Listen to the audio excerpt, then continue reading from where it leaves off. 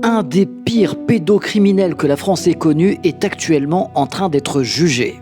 L'horreur cachée derrière un chirurgien respecté. Reste bien jusqu'au bout de la vidéo, je te donne tous les détails. Tout commence en 2017 lorsqu'une fillette de 6 ans brise le silence.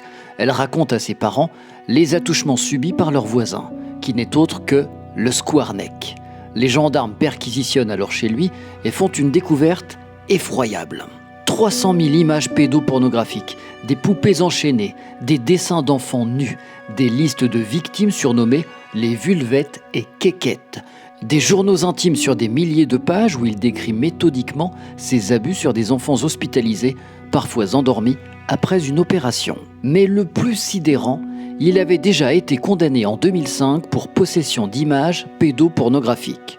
Pourtant, il n'a jamais été interdit d'exercer et a continué à opérer des patients pendant plus de 10 ans après cette condamnation.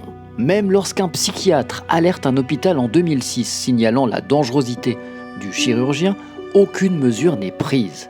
Comment a-t-il pu continuer à sévir aussi longtemps ? Un procès hors norme s'est ouvert devant la cour criminelle du Morbihan avec près de 350 victimes potentielles. La justice va-t-elle enfin briser l'omerta ?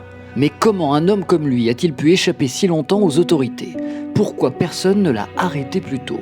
Ce procès doit faire la lumière sur les responsabilités, sur les silences, sur l'inaction. Cette affaire doit servir d'exemple. Elle pose une question essentielle. Combien d'autres criminels comme lui passent encore sous les radars ? Et toi alors, quel est ton avis ? Comment éviter que de telles horreurs ne se reproduisent ? Si tu as regardé la vidéo jusqu'au bout, n'hésite pas à écrire en commentaire « Joël le Skwarnek, monstre ».